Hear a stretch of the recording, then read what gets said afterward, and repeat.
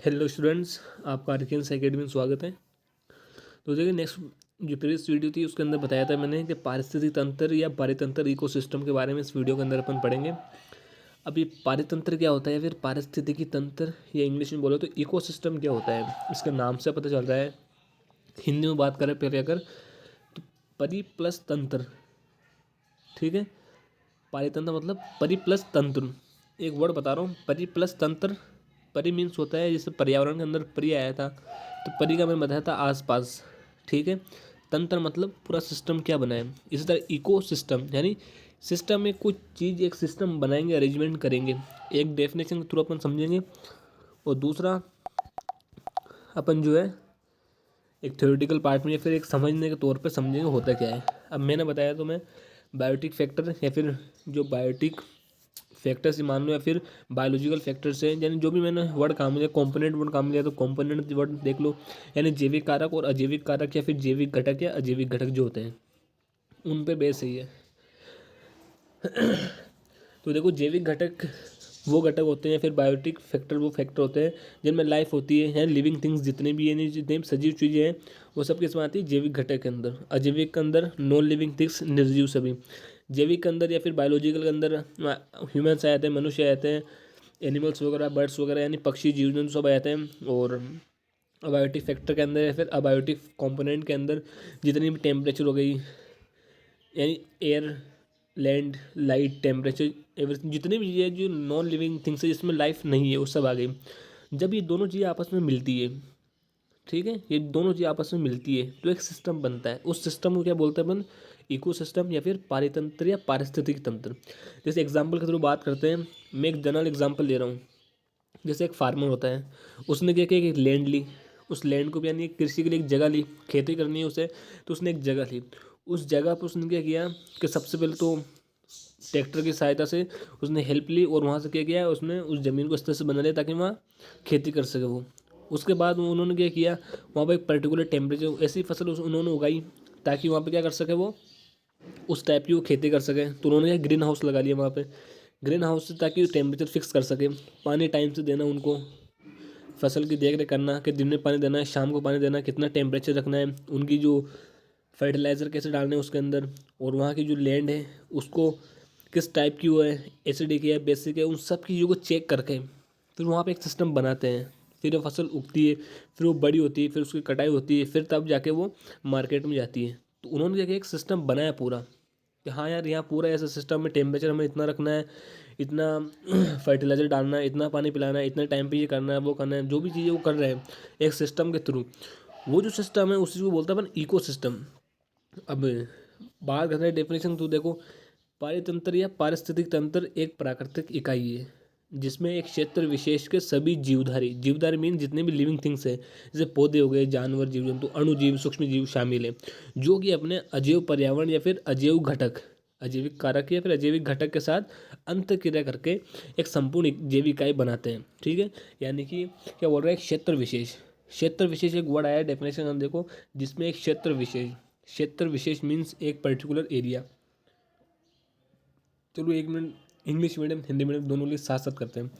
English medium में देखो क्या, ecosystem is a natural unit that includes all the living organism of a particular area, that is plants, animals and molecules, ठीक है। Molecules means microscopic जितने भी वो molecules है, ये जो बैक्टीरियास वगैरह उनकी बात कर रही है, which interact with their abiotic environment और abiotic component to form a complete biological unit. इसका मतलब ये होता है, इकोसिस्टम क्या है, एक प्राकृतिक जो परितंत्र है वो एक प्राकृतिक इकाई है। इकाई मतलब जो हमारा नेचर है, नेचुरल यूनिट मीन्स जो हमारा नेचर है उसका एक यूनिट है, उसका एक पार्ट है, जिसके अंदर क्या क्या इंक्लूड है, एंड जिसके अंदर क्या होती है, जो लिविंग थिंग्स है, लिविंग ऑर्गेनिज्म या फिर लिविंग थिंग्स, जो पर्टिकुलर एरिया के अंदर, यानी जितने भी जीवधारी या फिर जैविक घटक है वो एक पर्टिकुलर एरिया के अंदर, ठीक है, अपने अजैविक घटक के साथ, अजैविक मीन्स अबायोटिक फैक्टर जितने भी हैं उनसे इंटरेक्ट करते हैं, अंतःक्रिया करते हैं। अंतःक्रिया मतलब उनसे समझौता करते हैं, उनसे, जैसे हम बात करें, हम क्लास के अंदर है अगर, ठीक है, क्लास एग्जाम्पल देते हैं, जो इंटरेक्ट का मतलब क्या है, अंतःक्रिया का मतलब क्या है। जैसे क्लास के अंदर अपन है तो क्लास के अंदर हम क्या आते हैं बैग साथ लाते हैं, नोटबुक हमारे पास होती है, पेन पेंसिल है, जो भी चीज़ हमारे काम की वो सब आती है। क्लास का टाइम इतने बजे का है, हम इतने बजे आते हैं, अब हम तो हैं लिविंग थिंग्स, हमारा bag, notebook, pen, pencil, time, temperature, class का प्रेशर, सब चीज़ें क्या है, नॉन लिविंग थिंग्स। हमने उनके साथ समझौता किया कि बैग हमारे साथ आएगा, पेन हमारे साथ आएगी, नोटबुक हमारे साथ आएगी, और क्लास का टाइम इतने बजेगा तो हम इतने बजे आएंगे, उससे पहले नहीं आएंगे, उतनी बजे आएंगे, ठीक है। तो हम सबने क्या किया, उनसे इंटरेक्ट किया है, यानी समझौता कर रखा है। समझ गए ना समझौता का मतलब क्या है। फिर हम दोनों इंटरेक्ट करके एक हमने क्या बनाया, एक यूनिट बनाई, एक नई बायोलॉजिकल, यानी एक जैविक इकाई जिसमें क्या लिविंग थिंग्स रहती है, वो उनसे यूज़ करके इंटरेक्ट करके वो साथ रहती है, तो एक कंप्लीट बायोलॉजिकल यूनिट बनती है, उसी क्या बोलते हैं अपन, इकोसिस्टम। फिर अंतर्गत करके एक संपूर्ण जैविक इकाई, यानी जहाँ जीवन है वो बनती है, उसी क्या बोलते हैं, पारितंत्र या फिर पारिस्थितिक तंत्र। मुझे जहाँ तो उम्मीद है आप ये समझ गए होंगे, डेफिनेशन वगैरह अच्छे से समझिए जितना हो सकता था मैंने। फिर ये भी समझ में नहीं आती है तो नेक्स्ट डेफिनेशन दो, क्या लिखी है। फिर देखो, हिंदी के मीडियम में एक क्षेत्र के सभी जैविक व अजैविक घटक मिलकर जिस तंत्र का निर्माण करते हैं उसे पारितंत्र कहते हैं। इसलिए एक पारितंत्र जैविक यानी जीवित जीव व अजैविक घटक जैसे तापमान, वायु, वर्षा आदि से मिलकर बनता है। मैंने बताया जैसे जो फार्मर होता है, कृषि किसान होता है, वो क्या करता है, एक लैंड रहता है, लैंड के ऊपर वो हर एक चीज़ करता है ताकि वहाँ एक सिस्टम बना सके। तो उसने क्या के लिए, फार्मर तो हो गया लिविंग थिंग, यानी किसान जो हो गया वो हो गया जैविक। अजैविक घटक क्या है, यानी अबायोटिक फैक्टर क्या है उसके अंदर, वो लैंड हो गई, लाइट हो गई, पानी हो गया, हवा हो गई वहाँ की, ठीक है, ग्रीन हाउस हो गया, सब मिलकर के सब क्या है, नॉन लिविंग हुई। इन दोनों के आपस में इंटरेक्ट किया, समझौता किया। हालांकि लिविंग थिंग्स दो क्या, नॉन लिविंग थिंग्स या फिर अजीब जो निर्जीव है वो बात नहीं कर सकते, लेकिन हमने अपने अकॉर्डिंग सेट किया ना उनको, तो वो इंटरेक्ट करना ही हो गया वो। तो दोनों आपस में मिलकर करते हैं, एक सिस्टम बनाते हैं। उस सिस्टम को क्या बोलते हैं अपन, इकोसिस्टम। तो इंग्लिश में देखो क्या लिखा है, the system which all the biological and non biological यानी बायोटिक एंड नॉन बायोटिक या फिर abiotic components of an area together form is called ecosystem. समझ गए, जो बायोलॉजिकल या बायोटिक एंड नॉन बायोलॉजिकल या फिर अबायोटिक जो कंपोनेंट्स हैं उस एरिया के अंदर टुगेदर हैं, एक साथ मिलकर जो बनाते हैं, उससे क्या बोलते हैं, इकोसिस्टम बोलते हैं। Therefore an ecosystem consist of biotic living organism and abiotic components, यानी जो एक इकोसिस्टम जो होता है वो क्या क्या कंसिस्ट करता है, बायोटिक यानी लिविंग थिंग्स जितने भी है, एंड अबायोटिक कंपोनेंट्स जैसे बताया made of temperature, rainfall, air, soil etcetera, ठीक है, इन सब चीज़ों से मिलकर वो बनता है। जहाँ तक मुझे उम्मीद है आपको ये अच्छे से डेफिनेशन समझ में आई होगी। अब बात करते हैं नीचे, जो इकोसिस्टम जो होता है, परितंत्र, वो दो प्रकार का होता है। There are two types of ecosystem. अब इकोसिस्टम की बात मैंने करी तो मैं एग्जांपल मैंने ऊपर लिया था, एक मैंने बताया तुम्हें जैसे खेती के एग्जांपल लिया था। तो खेती शुरू से नहीं है, जब से अर्थ बनी या फिर पूरा जो स्पेस हुआ है, फिर यूनिवर्स जो भी बना है, ब्रह्मांड हमारा, वो ऐसे नहीं है कि बनते ही वहाँ पर खेती होने लग गई। खेती ह्यूमन करता है, यानी आर्टिफिशियल है। इसी तरह जो सिस्टम बनता है, एक सिस्टम वो होता है जो ऊपर वाले ने हमें बना के दिया है, एक सिस्टम वो होता है जो हम खुद बनाते हैं। तो जो ऊपर वाले ने बना के हमें दिया है उसको बोलेंगे नेचुरल इकोसिस्टम, और जो हमने बनाया उसको बोला आर्टिफिशियल इकोसिस्टम या मैन मेड इकोसिस्टम, ठीक है। तो प्राकृतिक परितंत्र, नेचुरल इकोसिस्टम क्या होता है, परितंत्र जो प्रकृति में विद्यमान है, प्राकृतिक परितंत्र कहलाते हैं। उदाहरण जंगल, सागर, झील। Ecosystem which exist in nature are called natural ecosystems. Example forest, ocean, lake etcetera. यानी फॉरेस्ट हमने नहीं बनाया, पहले से बनाया, हमने उससे अपना घर बनाया, उसका एक सिस्टम बनाया पूरा, वो एक अलग चीज़ है फॉरेस्ट, ठीक है, आगे से ईश्वर ने हमें बना कर दिया है। ओशियन क्या होता है, सागर हमने नहीं बनाया, खुद से बना हुआ है, ठीक है, लेक वगैरह सब इसके एग्जाम्पल है। फिर बात करते हैं आर्टिफिशियल क्या, जो पायतंत्र मानव से निर्मित किए गए उन्हें मानव निर्मित पायतंत्र कहते हैं। जैसे खेत हो गया, जलाशय, बगीचा, ठीक है, ये मैंने एग्जाम्पल बताया था अभी। The ecosystem which have been created by humans are called man made ecosystem या फिर आर्टिफिशियल इकोसिस्टम। एग्जाम्पल फार्म हो गए, यानी खेत हो गए, और जितने भी रिजर्व से और गार्डन वगैरह इसके एग्जाम्पल हैं, ठीक है। अब ये समझ गए ना दो चीज़ें, इकोसिस्टम क्या मतलब, एक सिस्टम बन रहा है पूरा है, उसमें कौन कौन चीज़ें है, बायोटिक और अबायोटिक, यानी जैविक और अजैविक घटक दोनों आपस में मिलकर एक सिस्टम बना रहा है, उसको क्या बोल रहे हैं अपन, इकोसिस्टम। अब वो इकोसिस्टम दो तरह का हो सकता है, एक ईश्वर बना के हमें दे सकता है और एक हम खुद बना सकते हैं। तो जो पहले से बना है उसको नेचुरल इकोसिस्टम बोलेंगे, जो हमने बनाया वो आर्टिफिशियल इकोसिस्टम है। हमने जो बनाया खेत है, जलाशय, गार्डन वगैरह जो हमने बनाया वो है, और जो प्राकृतिक है यानी जो नेचुरल है वो फॉरेस्ट हो गया, यानी जंगल, ओशन, लेक वगैरह, ठीक है, ये एग्जाम्पल हो गई। फिर इसमें बात करते हैं अपन, नोट लिखा है, नोट के अंदर फर्स्ट पॉइंट देखो, इस प्रकार पाए जाते हैं अन्योन्याश्रित अवयव की इकाई जो कि एक आवाज़ को बांटते हैं। यानी हमने देखा 10 an ecosystem is a unit of interdependent component that share the same habitat. यानी जो इकोसिस्टम होता है हमें क्या करता है, अलग अलग हैबिटेट जो होते हैं, आवास, ये रहने के इलाके जो होते हैं, एरियाज को क्या डिवाइड करता है। जैसे हम बात करें अभी जैसे मान लो हम राजस्थान में रहते हैं, राजस्थान के अंदर भी वो छोटा घर है उससे, तो मान लो कोई अजमेर में रहता है, कोई जैसलमेर में रहता है, तो जैसलमेर में रहने वाले लोगों का अलग टेम्परेचर है, उनका खान पान अलग है, उनका रहना अलग है, हर एक चीज़ अलग अलग उनकी। तो उस एरिया का एक पर्टिकुलर एरिया है, कौन सा एरिया हम बात करें जैसलमेर की, हालांकि उसके गाँव के अंदर नहीं चल रहे अपन, एक बड़े एरिया की बात करें अपन, एरिया तो एक ही है। अब एरिया का मतलब ये नहीं कि 3-4 गली मिलकर एक एरिया बन गया। एरिया का मतलब ये होता है, जैसे मान लो इंडिया एक एरिया हो सकता है, किसके कंपेयर में, हमारी अर्थ के कंपेयर में, पृथ्वी के कंपेयर में क्या हमारा इंडिया का एक एरिया है। उसी तरह उस छोटा एरिया की बात करें तो इंडिया के कंपेयर में मान लो राजस्थान एक एरिया लेते हैं, महाराष्ट्र एक एरिया लेते हैं, तो वे इनकी तुलना में वो एक छोटा सा है, तो वो एक एरिया बन गया। वो भी ना लेना चाहो तो राजस्थान के अंदर आ जाओ, राजस्थान में अजमेर एक अलग एरिया हो गया, जैसलमेर एक अलग एरिया हो गया, बाड़मेर एक अलग एरिया हो गया, ठीक है, ये सब एरिया के अलग अलग हो गए। उसके अंदर आ जाओ तो अजमेर के अंदर कोई छोटी सी जगह ले लो, ठीक है, उसमें बहुत सारी छोटे छोटे एरियाज आ गए। तो एरिया अपन डिफाइन कर सकते हैं कि किसके कंपेयर में है, ठीक है। तो ये आता है कि जो इकोसिस्टम जो होता है एरिया को डिवाइड करता है, जैसलमेर वाले एक अलग इकोसिस्टम में, उनका टेम्परेचर, प्रेशर, खान पान हर चीज़ अलग है, हमारा पूरा एक अलग है, ठीक है। इस तरह से वो डिवाइड करता है, उसकी बात कर रहे हैं। फिर ये आता है अजैविक कारक किसी पारिस्थितिक तंत्र का एक, ये बात करने जा रहे हैं कि जो अबायोटिक फैक्टर जो है वो नॉन लिविंग थिंग पार्ट है किसका, इकोसिस्टम का, डेट शेयर इट्स इन्वायरमेंट। यानी जो जो भी इकोसिस्टम होता है, हमें पता है कि जो पारितंत्र होता है, इकोसिस्टम जो होता है दो चीज़ों से मिलकर बनता है, बायोटिक फैक्टर और अबायोटिक फैक्टर, यानी बायोलॉजिकल फैक्टर, अबायोलॉजिकल फैक्टर या फिर नॉन बायोलॉजिकल फैक्टर, यानी जैविक कारक और अजैविक कारक से मिलकर बनता है। अब मैंने बताया था कि बायोटिक और अबायोटिक या फिर जैविक अजैविक के अंदर ये बात नॉन लिविंग थिंग्स कौन सा है कि अबायोटिक फैक्टर है। तो ये बात कर रहे हैं जो क्या करता है इकोसिस्टम को शेप देता है। अब शेप देने का मतलब क्या है, शेप देने का मतलब कि डिज़ाइन बना है उसके, डिज़ाइन, अब डिज़ाइन हमारे माइंड में क्या आता है, उसका एक स्ट्रक्चर बनाएगा, उसके आँखें लगाएगा, ये वगैरह जो भी, ये तो वो नहीं उस चीज़ की बात कर रहा है, वो शेप मीन्स हो रहा है कि एक इकोसिस्टम है, उसका टेम्परेचर क्या होना चाहिए, ठीक है, उसकी एयर कैसी होनी चाहिए, यानी हवा वहाँ की कैसी होनी चाहिए, जलवायु वगैरह कैसी होनी चाहिए, यानी वहाँ का जो जितना भी सिस्टम है वो कैसा होना चाहिए, उसको डिवाइड करेंगे, ठीक है। तो इसका मतलब होता है शेप जो वर्ड काम में लिए। फिर इसमें एक ये मोस्ट इम्पोर्टेंट है, अच्छा सा है, ये फूड चेन क्या होती है, फिर आहार श्रृंखला क्या होती है, और दूसरा है आहार जाल यानी फूड वेब, ठीक है। इनकी डेफिनेशन देखो क्या होती है,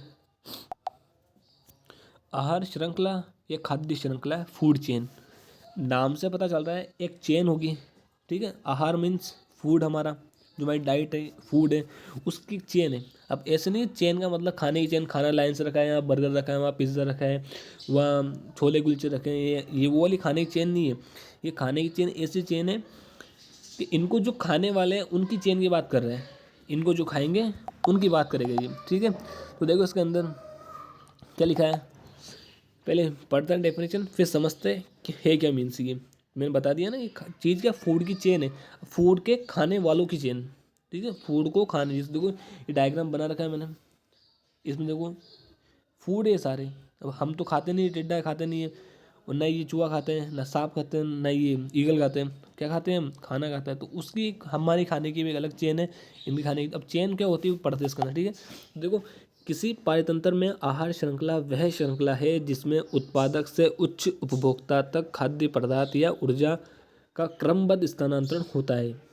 food chain in a ecosystem is the sequence in which food और energy is transfer from the producer to the ultimate consumers, ठीक है। इसका मतलब क्या, आप देखो एक इकोसिस्टम जो होता है अब हमने क्या बोले इकोसिस्टम, हालांकि अपन ने स्टार्टिंग में पढ़ना चाहिए था इकोसिस्टम, लेकिन मैंने इसीलिए नहीं पढ़ा है इकोसिस्टम क्योंकि हमें बायोटिक और अबायोटिक फैक्टर, जैविक कारक और अजैविक कारक में पता नहीं था, इसलिए अब हम आगे जो भी वर्ड काम में लेंगे उसमें इकोसिस्टम वर्ड काम में आएगा। इकोसिस्टम क्या होता है, एक एरिया की बात करता है, ठीक है, बस ये मानना इकोसिस्टम मीन्स एक एरिया है जहाँ पर हर एक चीज़ क्या होती है, अलग अलग होती है, हर एक एरिया की एक अलग अलग चीज़ होती है, ठीक है। अब देखो अब इकोसिस्टम है तो उसमें living things, non living things, biotic factor, abiotic factor होंगे। उसमें प्रोड्यूसर बता दिया मैंने, प्रोड्यूसर क्या होते हैं, कंज्यूमर क्या होते हैं, ऊपर पढ़ के आ चुके हैं अपन, ठीक है। तो देखो किसी पायतंत्र में आहार श्रृंखला वह श्रृंखला है, यानी इकोसिस्टम उसमें एक फूड चेन है, वो आहार श्रृंखला क्या श्रृंखला है जिसमें प्रोड्यूसर जो होता है, उत्पादक जो खाना बनाता है, कहाँ से, सूरज से जो लाइट आ रही है, सनलाइट से जो एनर्जी आ रही है उसको लेता है, फिर जो भी अपना प्रोडक्ट बनाता है उस प्रोड्यूसर से जो उच्च उपभोक्ता है, यानी हायर जो consumer, ultimate consumer means higher consumers, उच्च उपभोक्ता तक खाद्य पदार्थ या ऊर्जा का क्रमबद्ध स्थानांतरण होता है। अब यहाँ से क्या होता है, प्रोड्यूसर ने अपना खाना बनाया, उसको किसी और ने खा लिया, तो खाने वाला कौन है, कंज्यूमर है। फैक्ट्री ने कुछ सामान बनाया, उस सामान को यूज अपन कर रहे हैं, तो हम क्या, कंज्यूमर है, वो बनाने वाला कौन है, प्रोड्यूसर। उसी तरह प्रोड्यूसर से कहाँ जाएगी, हायर जो कंज्यूमर से फिर अल्टीमेट कंज्यूमर्स हैं, उनमें क्या होगा, खाद्य पदार्थ यानी जितनी फूड है या फिर एनर्जी है, फूड खाएंगे तो एनर्जी मिलेगी, या फूड वर्ड काम में लो या फिर एनर्जी काम में लो, वो ट्रांसफर होगी एक सीक्वेंस से। किससे, एक सीक्वेंस से। सीक्वेंस वर्ड जो काम है वो देखो इसका मतलब क्या है, जैसे यहाँ देखो डायग्राम के अंदर आपको ये दिख रही है घास, ठीक, ग्रास जो दिख रही है, इसको तुम डायरेक्ट ईगल नहीं खा सकता। क्यों नहीं खा सकता, क्योंकि उसका सिस्टम अलग है खाने का, पचेगा, डाइजेस्ट होगा या नहीं होगा, उस पर डिपेंड करेगा। तो इसको क्या है, एक प्रकृति में एक नेचर ने बनाया कि इसको कौन खाएगा, कि सनलाइट ने क्या किया, यहाँ से सनलाइट से क्या हुआ, यहाँ से इसको क्या मिली, एनर्जी मिली, इसको एनर्जी मिली। एनर्जी मिलने से इसके पास जो फोटोसिंथेसिस है उसकी रिएक्शन हुई, प्रोसेस हुआ, उसको किसने खाया, जो टिड्डा इसने खाया। इसको खाने के बाद आगे इसको चूहे ने खा लिया, चूहा ने खा लिया तो चूहे के पास एनर्जी आ गई। चूहा किसने खा लिया, सांप ने खा लिया। सांप को किसने खा लिया, ईगल ने खा लिया। अब ईगल जब मरेगा तो उसको कौन खाएंगे, जो भी क्या वो उस दिन अपघटक जो होते हैं, ठीक है, यानी डिकम्पोजर जो होता है वो इनको खाएंगे, ठीक है। ये होते हैं, इस तरह की चेन चलती है। अब डायरेक्ट हालांकि चूहे को ये खा सकता है, लेकिन चूहा पकड़ में नहीं आएगा इसके, तो चूहे कौन खाएगा, पहले सांप खाएगा, सांप को कौन खाएगा, फिर ये खाएगा। तो इस तरह से फूड चेन है ये चलती जाएगी, और इस तरह से होगी एनर्जी का ट्रांसफर होगा या फिर जो फूड है उसका ट्रांसफर होगा।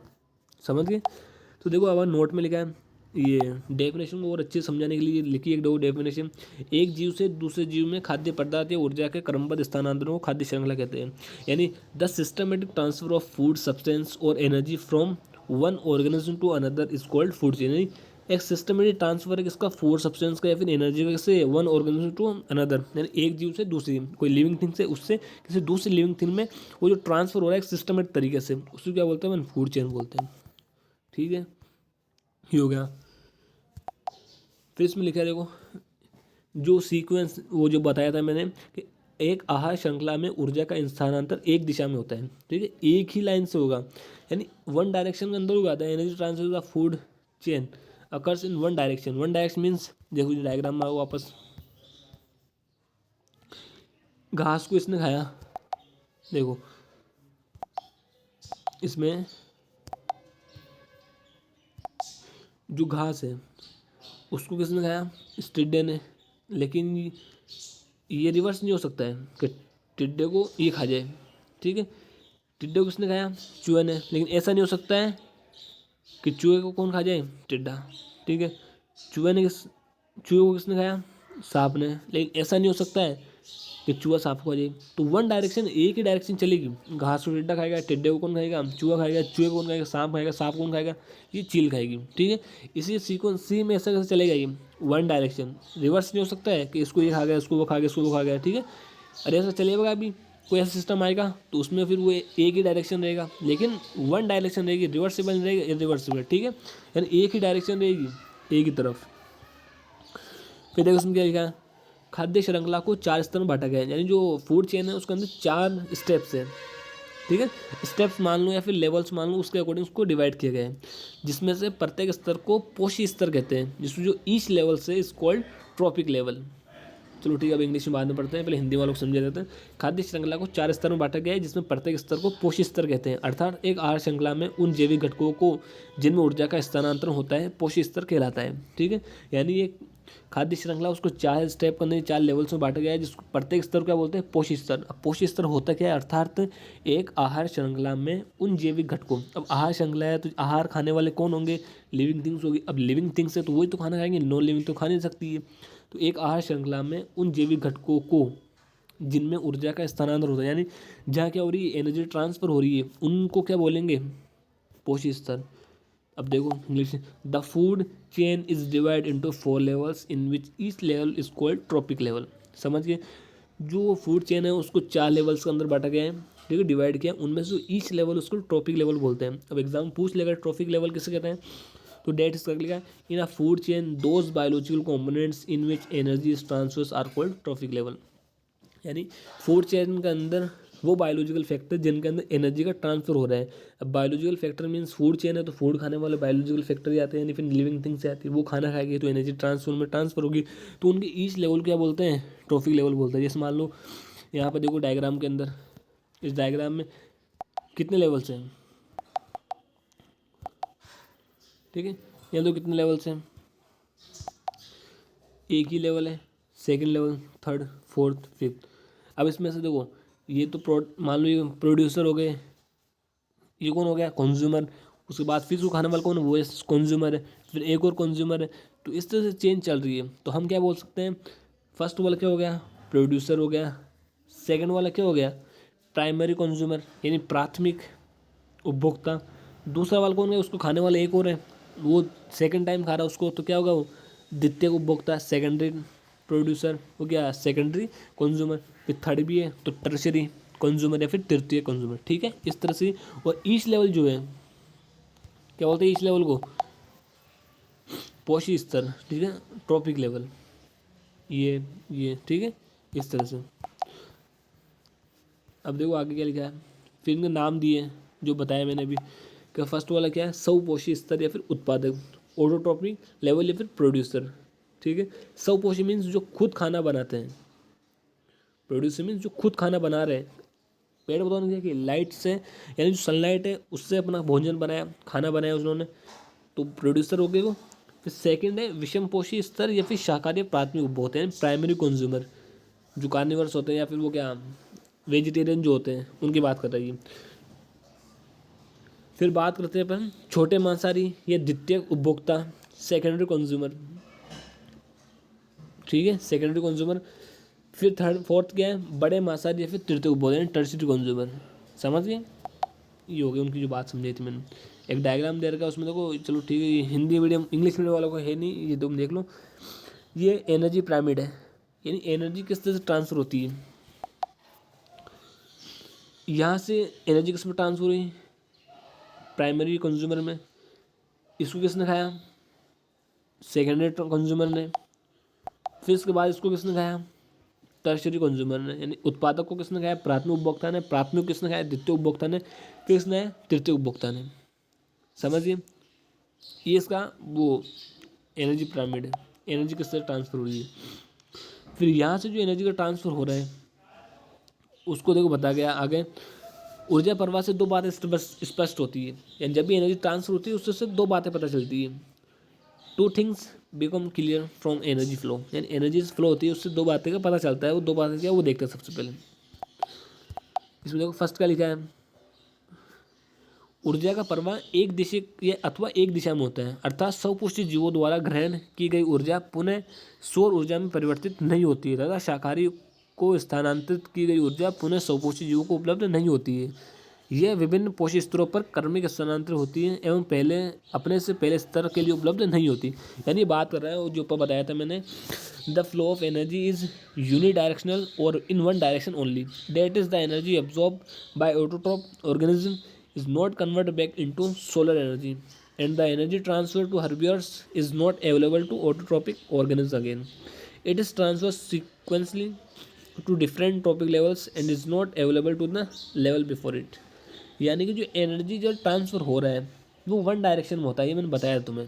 यूनि डायरेक्शन एक दिशा बोलो या फिर वन डायरेक्शन में बोलो। फिर उसको मीनिंग लिखा आगे डेटिस करके, अर्थात करके, कि जो एनर्जी एब्जॉर्ब हो रही है, यानी जो प्रोड्यूसर जो होते हैं सोलर एनर्जी आती है उनको एनर्जी एब्जॉर्ब करते हैं, लेकिन वो एनर्जी सोलर एनर्जी में वापस कन्वर्ट नहीं हो सकती है।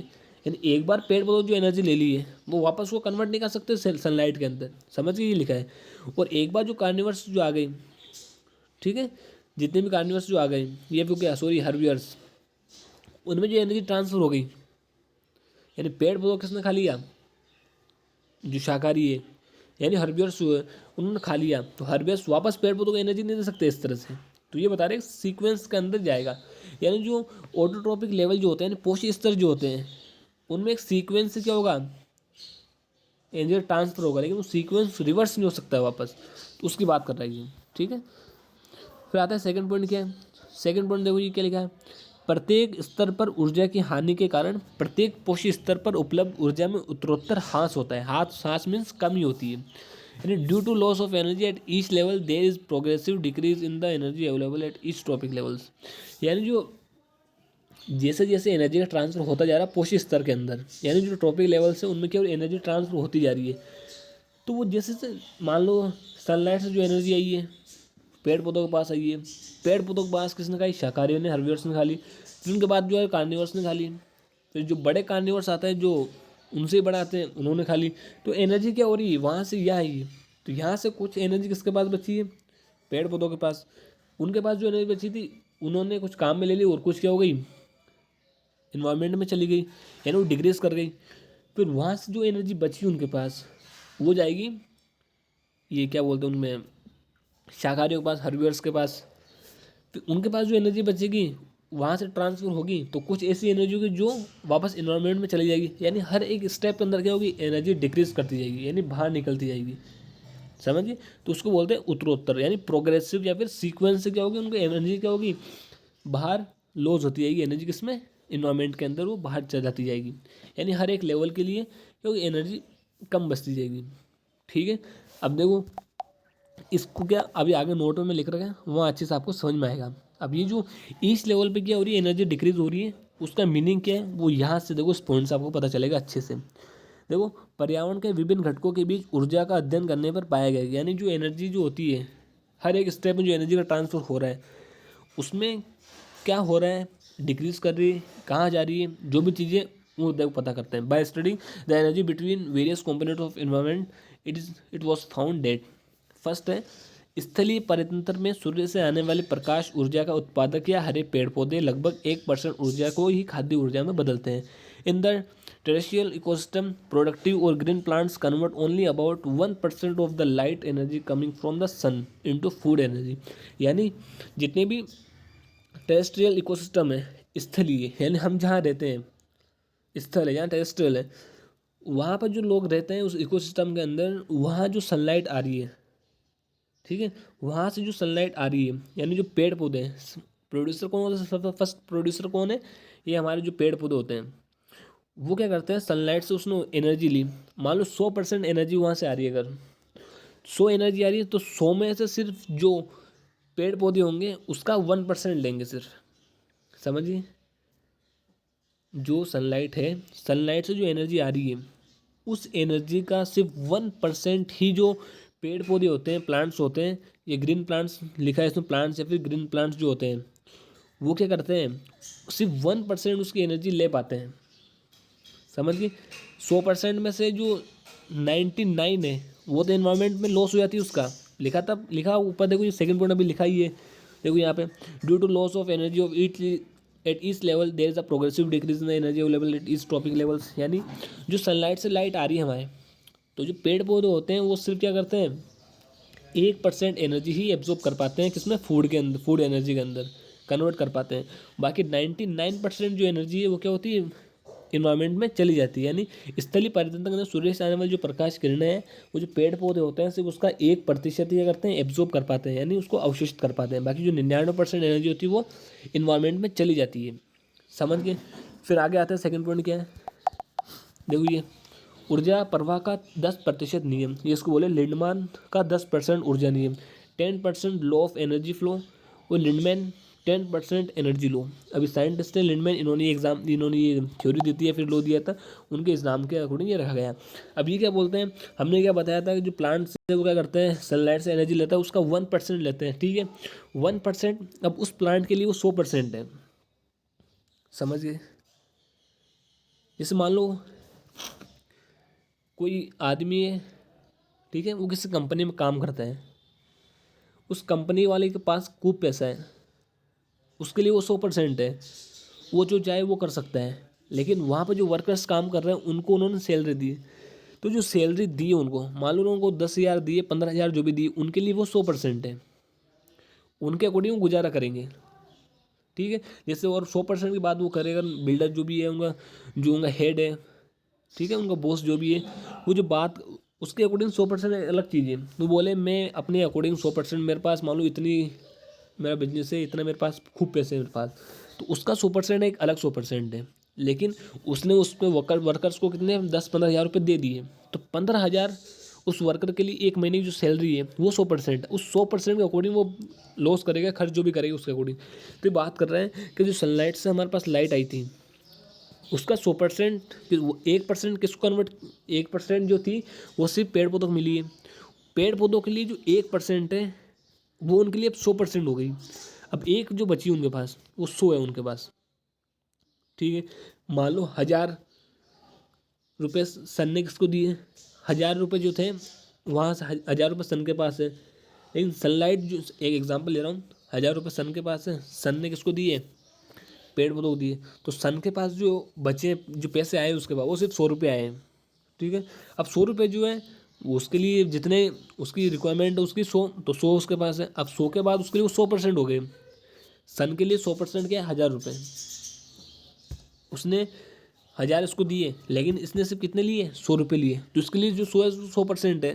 फिर आगे जब ये इनको कुछ खाएंगे, कोई जीव यानी कोई भी लिविंग थिंग्स खाएगी, जैसे मान लो उसको बकरी खा रही है अगर, बकरी के पास इसकी जो 100 बची है उसका 10% ही जाएगा उसके पास, ठीक है। यानी इस नियम के अनुसार केवल 10% ऊर्जा एक पोषी स्तर से दूसरे पोषी स्तर में स्थानांतरित होती है, जबकि बची हुई ऊर्जा वातावरण में चली जाती है। According to this rule only 10% of the energy is transfer from one trophic level to another while the remaining energy goes into the environment. यानी हर एक स्टेप के अंदर क्या होता है, लाइट का जो लाइट जो कन्वर्ट हो रही है, इस लाइट है, सनलाइट है, यहाँ से जो एनर्जी आई वो 100% आई थी पूरी, लेकिन जो पेड़ पौधे होते हैं हमारे, उन्होंने क्या उसका 1% क्या किया, एब्जॉर्ब किया उसे, ठीक है।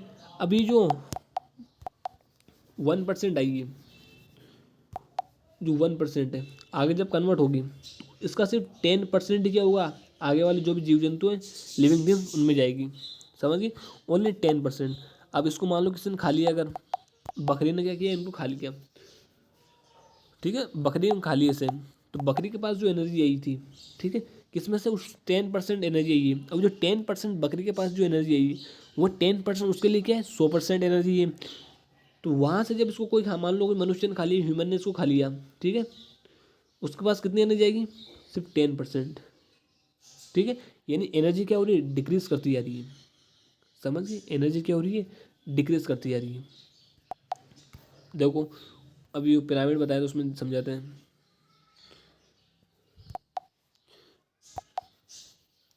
इसमें देखो ये जो होती है फर्स्ट वाला जो है, इसके पास कितनी एनर्जी है, मान लो सनलाइट है, इसने इसका 1% एब्जॉर्ब किया इसने, ये मान लो इसने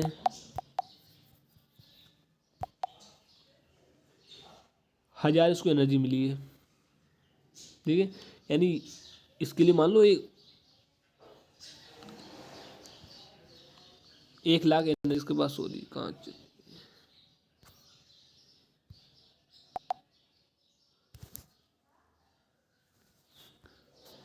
ठीक है, इसके पास क्या है, 1 लाख एनर्जी है, 1 लाख नहीं, मानो तुम्हें समझ में ना आता हूँ, तो मान लो इसके पास 100,000 रुपये इसके पास, सन के पास, सन ने किसको दिए, इनको दिए, तो इन्होंने सिर्फ कितने रखे, 100 ही रखे। अब 100 से इनके पास जो एनर्जी, जो 100 के बाद इनको जो देगा ये कितना देगा, 10 देगा, 10 के बाद जो इनको देगा वो सिर्फ 1 देगा, 1 के बाद जो इनको देगा वो क्या देगा, इसका 0.01 देगा, ठीक है। यानी एनर्जी क्या हो रही है, कम होती जा रही है। इसके लिए 100% ये है, लेकिन जब इसने इसको दिए तो उसने सिर्फ 100 ही रखा। यानी जब बताया था, जब सनलाइट्स आते हैं, जो पेड़ पौधे से जो होते हैं टेरेस्ट्रियल इकोसिस्टम में जो होते हैं, वो सिर्फ 1% एनर्जी एब्जॉर्ब कर पाते हैं, यानी 99 बाकी चली जाती है। यानी इसके जो 900 रुपये थे वो किसी और को मिल गए, लेकिन इसने क्या किया, पेड़ पौधे ने 100 रुपये लिए। अब 100 रुपये इसके लिए क्या है, पूरी इनकम है इसके लिए 100, तो वो इसके लिए 100% है। अब 100 में से जो आगे जो एनर्जी का ट्रांसफर होगा, वो लिंडमैन ने बताया था कि सिर्फ 10% एनर्जी जाएगी। अब यहाँ से जब एनर्जी इसमें ट्रांसफर होगी तो 10% जाएगी, इसके बाद इसमें जो जाएगी वो इसका 10% जाएगी। अब इसके लिए 100% है, 10 ही है, तो इसका 1%, 10% कितना होता है, 1 होता है, ठीक है। इसके बाद इसमें कितनी जाएगी, वो आगे परसेंटेज में जाती जाएगी, यानी 10% एनर्जी आगे जाती है। ये लास्ट में लोग कितनी, बहुत कम एनर्जी बची इनके पास, ठीक है। तो ये समझाने जब दोगे नीचे वापस इसमें आते हैं, तो ये इसमें लिखा है इसमें कि एनर्जी जो ट्रांसफर हो रही है उसे 10% ही क्या होती है, आगे जा पाती है। तो फिर देखो डेट इस करके क्या लिखा है इसके अंदर, अर्थात जब उत्पादक या हरे पेड़ पौधे को प्राथमिक उपभोक्ता द्वारा खाए जाते हैं, यानी कि वो आपकी जो मैं समझाना चाह रहा था वो लाइन आगे देखो उसमें, अर्थात जब उत्पादक या हरे पेड़ पौधे को प्राथमिक उपभोक्ता द्वारा खाए जाते हैं तो उत्पादक से प्राथमिक उपभोक्ता तक केवल 10% ऊर्जा का स्थानांतरण होता है और इसके अतिरिक्त ऊर्जा जो होती है वो ऊष्मा के रूप में लुप्त हो जाती है। That is when the producer और green plants is eaten by the primary consumers, यानी जब भी ग्रेन प्लांट्स को कर रहे हैं प्राइमरी कंज्यूमर्स ईट कर रहे हैं खा रहे हैं उसे, तो only 10% of the energy is transfer from the producer to the primary consumers and the excess energy is lost in the form of heat and further it is transfer to other secondary and tertiary consumers. ठीक है, and 10% जो बची जो energy वो क्या होती है, आगे टर्शियरी और जो सेकेंडरी टर्शियरी उसमें कंज्यूम जाती है। इट्स कीप इंक्रीजिंग बाय 10%, जो कि 10% आगे इस बढ़ती जाती है इस तरह से।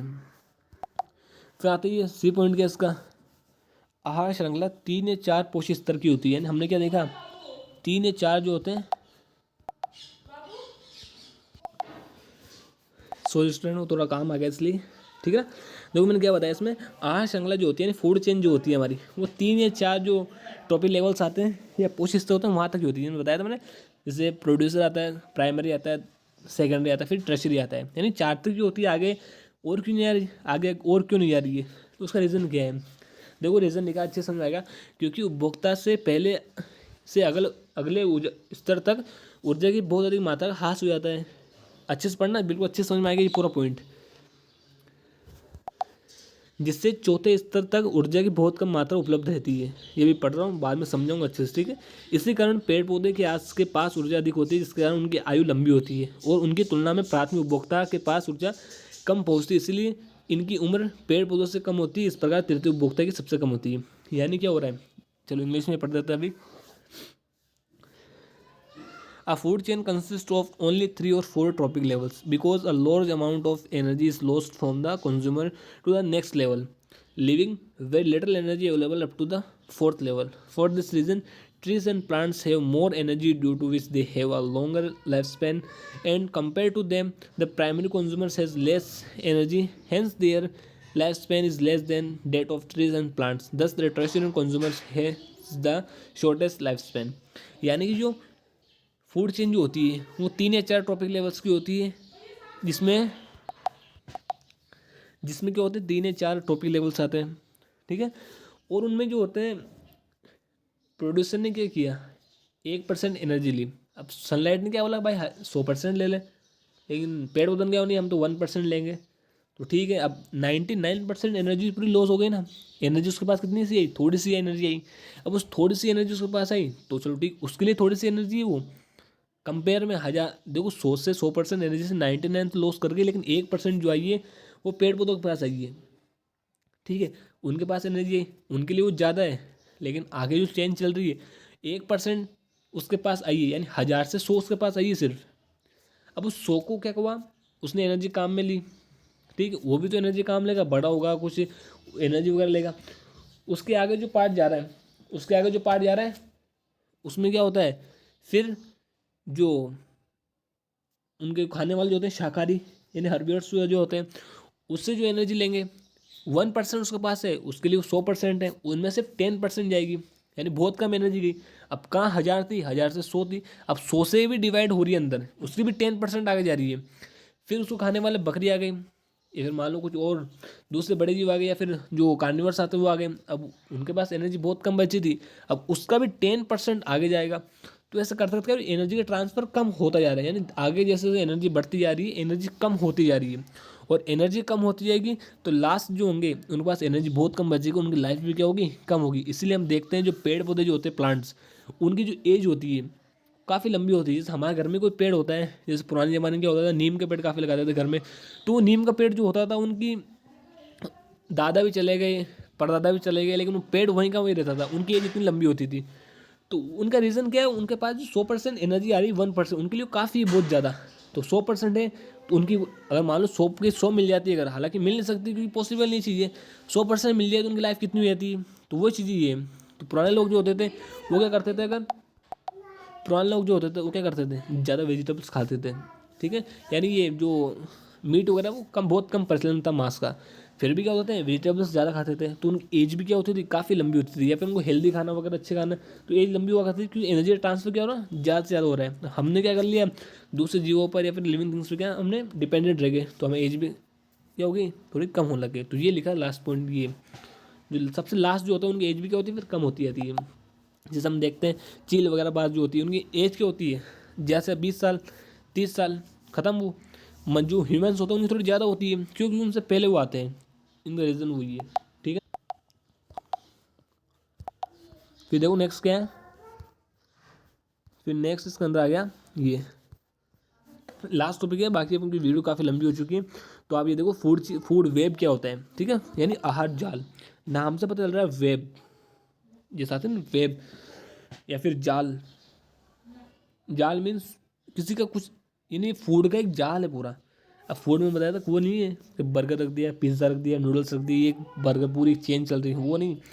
उनके खाने वालों की जो चेन है, यानी जितनी भी वो फूड चेन जो थी, यानी जो आहार श्रृंखलाएँ थी, उनका जो सम्मिलित रूप है, उनको कंबाइन जब करेंगे, बहुत सारे चेन को कंबाइन करेंगे, तब जाके क्या बनेगी, फूड वेब बनेगी, यानी आहार जाल बनेगा। तो देखो क्या मतलब है इसका, खाद्य जाल एक जटिल संरचना है। जटिल मतलब एक कॉम्प्लेक्स यानी एक उलझी हुई, जिसमें विभिन्न पारिस्थितिक तंत्र के से खाद्य श्रृंखलाएं परस्पर मिलकर जिस जाल का निर्माण करती है उसे खाद्य श्रृंखला कहते हैं। ठीक है, परस्पर मिलकर। ठीक है, food web is a complex structure, complex means उलझा हुआ, in which food chains form different ecosystem join together to form web. ठीक है, कॉल्ड फूड वेब। यानी कि दूसरी डेफिनेशन क्या है, किसी पारितंत्र में प्रतिपादित होने वाली विभिन्न आहार श्रृंखलाओं के संयुक्त रूप से बने जाल को खाद्य श्रृंखला कहते हैं, खाद्य जाल कहते हैं, sorry. The web form of various food chain present in ecosystem is called food web. अब देखो ये डेफिनेशन बिल्कुल सिंपल है, यानी बहुत सारी जो फूड चेन जो आएगी उनको कंबाइन करोगे तो जो बनेगा एक जो कॉम्प्लेक्स स्ट्रक्चर है वही क्या होगा, उनका फूड वेब होगी। जिससे डायग्राम के अंदर समझ में आ रहा है आपको। देखो सबसे पहले क्या ग्रास है, कि प्रोड्यूसर तो यही होता है। इनको किसने खाया, रेबिट ने खाया, खरगोश ने। खरगोश किसने खाया, फॉक्स ने खाया। फॉक्स तो बाद में इसकी डेथ हो जाती है, तो कौन आ गई, जो हॉक या फिर जो ईगल्स वगैरह खा गए।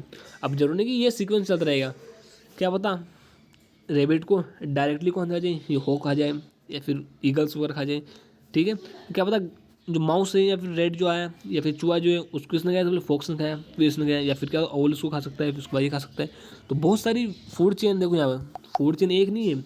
हमने क्या बोला था, एक बनाई तो वाले फूड बहुत सारी है। एक ये वाली चेन है, एक फूड चेन ये है, एक फूड चेन ये वाली है, एक फूड चेन ये वाली है, एक फूड चेन ये वाली है, एक फूड चेन ये चल रही है, एक फूड चेन इस तरह से चल रही है। ठीक है ना, समझ गए। चलो ठीक, वापस समझा तुम, फिर आप बोलोगे अच्छे से समझ में नहीं आया। कलर कौन सा है इसमें, ये चलो ये लेते हैं। एक फूड चेन तो ये चल रही है, एक फूड चेन ये चल रही है, एक फूड चेन ये वाली है, एक फूड चेन ये वाली है, एक फूड चेन किस तरफ ये जा रही है, इस तरफ से ये वाली जा रही है, एक फूड चेन ये वाली जा रही है। तो ऐसे बहुत सारी फूड चेन आपस में मिलकर क्या करती है, एक कॉम्प्लेक्स स्ट्रक्चर बना रही है। उलझा हुआ ना पूरा एक कॉम्प्लेक्स, उसी को क्या बोलते हैं अपन, फूड वेब। अब नेक्स्ट वीडियो जो आएगी उसमें बायो मैग्निफिकेशन क्या होता है, जैव आवर्धन क्या होता है, ये पढ़ेंगे। ठीक है, मिलते हैं नेक्स्ट वीडियो में। और कुछ आपको डाउट हो तो आप बता सकते हैं। अभी के लिए बाय। ठीक है स्टूडेंट, और मैंने एक पेपर भेजा प्री बोर्ड के लिए, वो आप सॉल्व करें। ठीक है, इंपॉर्टेंट क्वेश्चन उसके अंदर।